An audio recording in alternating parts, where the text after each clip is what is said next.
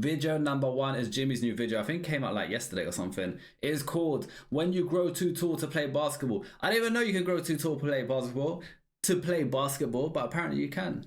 How tall is too tall? I think maybe it gets unsafe. How tall is too tall? 8 feet. Cool. How tall was Ying Mao?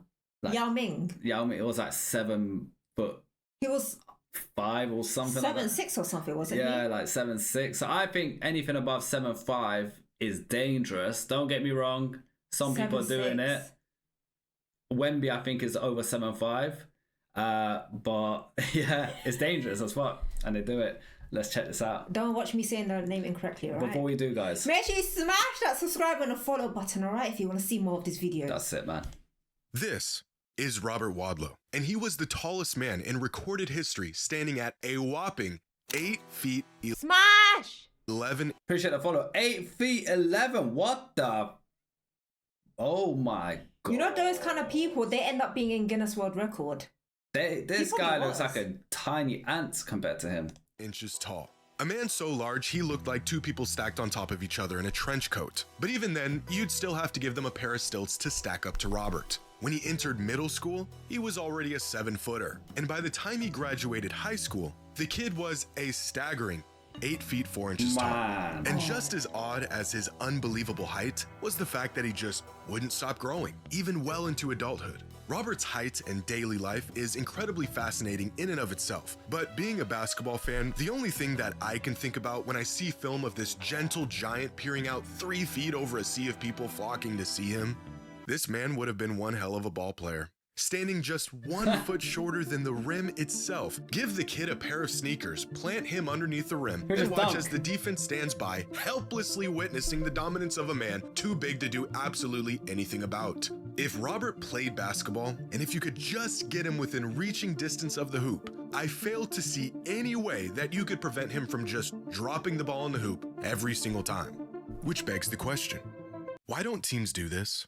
Why are teams around the NBA not scouting the tallest people on the planet, slapping a uniform on them, and planting them under the hoop for the easiest buckets you've ever seen in your life?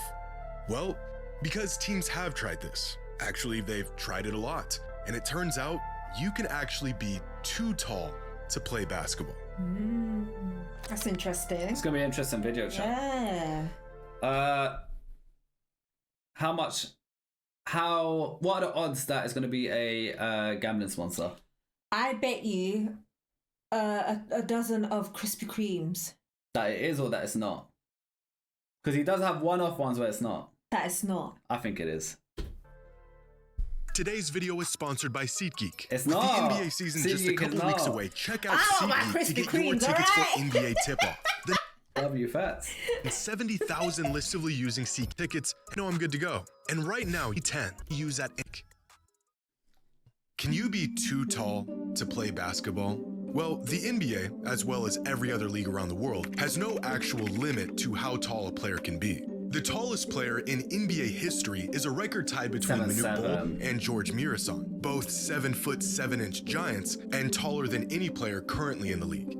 But they weren't nearly the tallest people on Earth. In fact, they weren't even the tallest basketball players in history. There's 7'8" Yasutaka Okayama, drafted into the NBA in 1981, but never played a game in the league. 7'9" Sun Ming, 7'9" Olivier Roux, 7'11" Abidun Adegoke. There are taller people and taller players out there. So in a sport where size grants the ultimate advantage, why does there seem to be a limit to how tall players can be in the NBA? If taller players exist, why are they of no use to the best league in the world? To answer this question, we first need to understand just how big a human being can get, and the tipping point where too much size does more harm than good. At the moment, the tallest player in the NBA is Victor Wembanyama, who was officially measured at 7'3" coming into the NBA a couple years ago, but was recently changed to an official height of 7'4".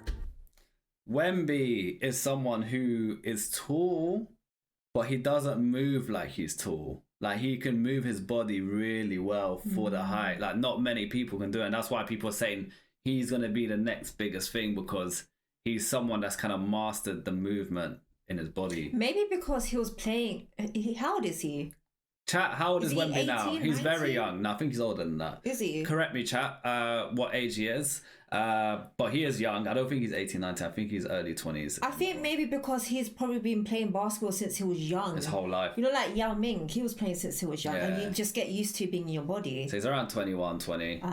But even his new listed height seems to be an underestimation. He's In tall. every photo, compared to other players from around the league and their listed heights, fans have speculated that Wemby is clearly taller than they are listing him. For So he's 7'4", but that could be because he's behind a little bit. You know, when you're behind, you've got it's a camera angle trick. They're Then not you appear shorter if you're behind someone, Oh, right? wait, you're right. Shit. Yeah, if you're behind You're someone, you appear shorter. shorter. I've done it the other way around. You're right. So he's at So 7. he's taller. He's not like 7'4". 7'6". example, here is 6'11" Tim Duncan. Here's 60-year-old 7'1" David Robinson. Might be a little bit of shrinkage going on there, but still a 7-footer. Here's 6'6" Stephon Castle, and here's Victor Wembanyama. I mean, here's Victor Wembanyama. Oh my days. After crunching some numbers, it's estimated that Wemby is closer to 7'6" or even 7'7", and according to the Spurs team staff, he's still growing. Now, if Wemby is truly 7 feet 6 inches tall, That's that worrying. would make him the 34th tallest human being on the planet. So, where are the other 33 guys that are taller than him, and why are they not in the NBA? Well, because they are simply too tall. 8'3", 8'1", 8'1", 7'11", 8'1", 7'11". Yo, 7-Eleven. I swear that means like convenience shop in America. 7-Eleven shop. Have you ever heard of that? Apu from The Simpsons? Oh. 7-Eleven. 11. All of these men have a few things in common. They're all incredibly tall, obviously.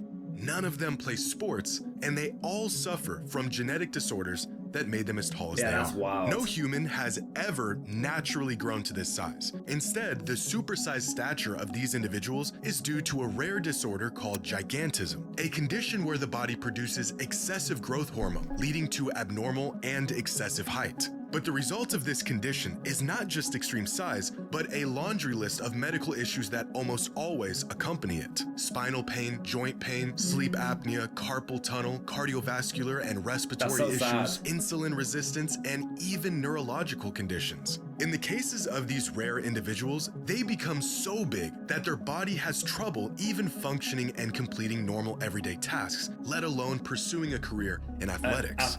Although there is one exception. Sort of. 8'1" Iranian volleyball player Martiza Merzad, who has had a decorated career on the world stage and is currently the tallest athlete on the planet, Damn. which would make him the exception to the rule if he didn't compete sitting down. The results of an accident that he had when he was a teenager that stopped the growth of one of his legs while the other leg kept growing, a disability that indirectly stemmed from his incessant growth. What, chat? So is he part of the Paralympics if that's the case? He must be, innit? I would assume so. Because, yeah, that's Paralympics. So Yeah. he's too tall for that, man. He's like, even though he's sitting down, he's like towering over Reloaded said he's everyone. cheating. He's It's so true. tall. There aren't many people around the world who are tall enough to be an actual cheat code in sports. And in the extremely rare cases that they are, sports are simply out of the question. Although there isn't a limit to how tall you can be to play basketball, there does seem to be a theoretical limit to how tall a person can be before they have a hard time just functioning. And this limit seems to be about 7'8". Beyond this, there are just a handful of human beings on record to live relatively normal lives without dealing with severe debilitations as a result of their immense size. The human body just isn't meant to be bigger than this. In fact, every single instance of a person growing taller than 7'9" was a result of a genetic disorder. The tallest man in recorded history whose height didn't stem from any pathological condition or excessive growth hormone production is actually, believe it or not, playing basketball right now. Standing at 7 feet 9 inches tall, 19-year-old Olivier Roux is 19. pushing the boundaries of not just how tall a basketball player can be, but how tall a human being. So yeah, she's like, what the hell? I think he was in one of our reaction videos. They spoke about him briefly for like 5 seconds. They said there was a 19-year-old who's like mad tall. So I'm assuming it's the same guy. Can get while still maintaining their mobility, dexterity, and health. Even crazier, the kid is still growing and still pursuing a career in the NBA. But he would be the first person to cross this hypothetical size limit and make it to the league. Because as much as height plays possibly the biggest role in the game of basketball, too much of it can end up being a curse. Back in 2007, in a game that was openly advertised as a publicity stunt, the Maryland Nighthawks of the ABA had the bright idea to start the game with a 5-man lineup that had an average height of 7'3". How did they possibly manage to do this? By starting the second tallest basketball player ever at 7'9" as their center, the tallest NBA player ever at 7'7" as their power forward, 2 7-footers as their small forward and shooting guard, and running a 6'8" point guard. You know what they should have done? They should have versed them against a team full of Nate Robinsons. Imagine that. Like, and then the thing is, Nate Robinson, although he was mad short, he was super athletic. Then these guys got the height, but they won't have the athleticism because they're tall. So it'll be interesting to see. They probably won't have the speed either. They won't have the speed, yeah. 432 Giants. inches of basketball gimmick, and it took all of this to narrowly win the game thanks to a half-court buzzer beater. Narrowly, say just done it. Yes, everything you just heard actually happened. Of course, this lineup was never seen again, and the big ball strategy was for nothing more than to merely grab some attention. The Nighthawks knew all along going overboard on the size was never a real viable strategy. It didn't grant them an edge over their opponent, and the idea of just feeding their big men easy buckets under the hoop was as far-fetched in reality as it was in theory. But the Nighthawks aren't the only team to give the big ball strategy a Chat, are we all enjoying this video? Everyone's very quiet right now. Oh yeah, we're focusing. Are we focusing on this video? We're focusing on the video. This video is good, man. Kirby's in the chat if you're still there. In 1999, during the last game of the season, the Dallas Mavericks decided to start the game with a 5-man lineup that consisted of 3 7-footers, one of them being the tallest player in the NBA. God damn. 414 inches of lineup and an average height of 6'11", which goes down as the biggest starting 5 in NBA history. They ended up losing the game by double digits, their experiment was a dud, and this lineup was never seen again. In 2020, the Denver Nuggets tried a big ball lineup of their own in a scrimmage against the Washington Wizards, a starting 5 that had an average height of nearly 6'11", with a 7-footer running the point and a 7'3" giant at small forward. Why exactly did they do this? You might. Oh, I didn't know And the fact that he can play the way he plays is crazy. Yeah, wow. He's so talented. Ask. Well, we're not really sure. It made no sense, and was nothing more than a gimmick for a meaningless game. Ironically, the Nuggets somehow lost the tip-off, and their experiment lasted only 6 minutes. The result of which was a measly 10 points, big guys living out their lifelong dream of playing on the perimeter, and a tied game against a Wizards team, missing 3 of their best players. This lineup wasn't much of a success, and was never seen again. Because, turns out, having a team exclusively full of giants is not as great of an idea as it sounds. With how big some NBA players are, it is a miracle that they can shuffle their feet, react quickly, and maneuver around the court with the best athletes in the world at all, even if they may struggle in the process. It gets to a point where excess height tends to introduce bigger trade-offs than benefits. More mass to move, longer levers to control, smaller margins for balance and touch. The rare talents who defy that don't just add inches, they carry those inches. Studies have shown that the negative effects of excess height, joint degeneration, spinal issues, cardiovascular strain, can begin to take effect in individuals just 6'8" or taller. You know what's mad? Basketballers, they get injured already with like certain things like ankles, knees, and then to add all that on top of that, that's why it's so rare that you see someone successfully be that tall and play. I mean, the prime example was Yao Ming. Yeah. Look how much he got injured. Hold on, I'll show you. One sec, chat, one sec. If I can find it. No, I can't find it. He got injured like a motherfucker. Because do you remember his foot broke 3 times? Yeah. 3 separate times in 3 different injuries in the foot. It was all the left foot. Crazy. Every inch above that, and the drawbacks become more and more pronounced. By 7'3", health issues aren't just expected, they are virtually inevitable. There has been only 28 players who were 7'3" or taller in NBA history. 28 out of over 5,000 players who have ever touched an NBA court.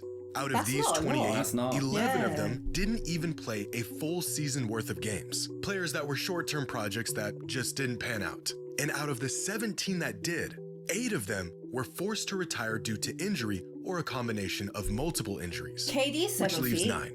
9. KD's how tall? 7 foot, isn't he? But he doesn't like being called a 7 foot. He said he don't like being called it or something like that, which I don't. Maybe he don't want to be part of. No the clue. 7 foot gang. Why? Players in the history of the NBA who were mobile and skilled enough to play against the best players in the world while remaining healthy enough to stay on the court. Why don't NBA teams just get the largest human beings on the planet and take advantage of their size? Well, they do. It's just incredibly rare to find an individual who meets the requirements. In other words, players like Manute Bol, George Mirasan, Yao Ming, Victor Wembanyama are not just pushing the limits of how tall you can be to play basketball. They are at the boundary of how tall a person can be without medical intervention. The fact that these guys were able to move around without pain and live normal lives at all is astonishing. Add in a strict physical regimen, getting up and down a basketball court for an entire career, and keeping up with some of the best athletes in the world. And these guys are physical anomalies who have defied biomechanical expectations. How tall can a basketball player possibly be? Well, look around courts all over the world, and you'll get your answer. Online, there is a list of the tallest people in the world. Now, this list doesn't include every single extremely tall person, but it does include everyone over 7'3" that has been officially measured and verified. And among all of these individuals, 87 of them are alive today. Damn. 87 human beings across the entire planet who are officially at least 7 feet 3 inches tall. Of these 87 people, 49 of them have played or are currently playing professional basketball. I was gonna say, surely, like, everyone who kind of starts growing to these ridiculous heights could say, oh, maybe I should be a basketballer. Like, they must have at least tried. Like, I'm not saying they played it professionally, but they must have at least done some sort of like local basketball court sessions just to see that if they can do it. Because you've got like a big chunk of the game in the bag genetically already. You just they just might not be interested in playing basketball. Or they might be from a country that the country itself doesn't. Basketball's nothing there. In the UK, I don't really see anyone playing basketball. It's very rare, but in high school we had like a indoor basketball court. Nothing serious. It was like a gymnasium with like just courts, and some of my friends used to play basketball or football. Not many though. It was very. But I feel like football is more popular. Oh yeah, by miles. Not even debatable. Like, it's not even close. But there's a small handful that do like basketball. Very small handful. Is 57%, meaning that the majority of Giants alive today were at one point or are currently pro basketball players. Even crazier, 27 of them played or are currently playing in the NBA. My God. But here's where it gets really interesting. Of these 49 pro basketball players, none of them were taller than 7'9", and 45 of them, the vast majority, were 7 feet 7 inches or shorter. Again, this seems to be the absolute limit of how tall a basketball player can truly be. Because if we reduce this list to the people who are between 7'3" and 7'7", then 71% of them have played professional basketball at some point in their life. 71%. That's huge. And 43% have played in the NBA. Wow. So if you aren't really tall, your chances of becoming a pro basketball player are pretty slim. And if you're too tall, your chances aren't much better. But if you're in this Goldilocks zone, where you have an abundance of size without being debilitating, you are essentially a shoo-in as a pro basketball player. Can a person be too tall to play basketball? Well, technically, no. But as of right now, and from everything that we've seen, there appears to be a practical no. But as of right now, and from everything he's like, hell no. What is that? That we've seen, there and he's a very good defender. A practical limit at about 7 feet 8 inches tall. So yeah, in theory, you could just plant a mega giant near the rim, feed him the ball, and give your team the most unstoppable advantage the sport has to offer. You just have to go out and find a mega giant good enough to compete and healthy enough to not completely fall apart on the court. Good luck with that. Good video. That was interesting. I think chat was very locked into that. They went quiet. Yeah, I had to check. That's very good. That's very good. That means we picked a video that's informative, not just for us, but for the chat too. Because I think a lot of us learned from that. Yeah, I think anything above, I think 7.5 should be the limit, really. Not saying there should be a limit, but I'm saying in terms of injury and stuff, anything above 7.5, you're very, very pro. I think it depends on health. To be honest, health. I feel like they need a lot of rest, recovery, professionals physio, around them. Yeah, professionals to keep all them around top them. shape. I think it just depends on all that as well.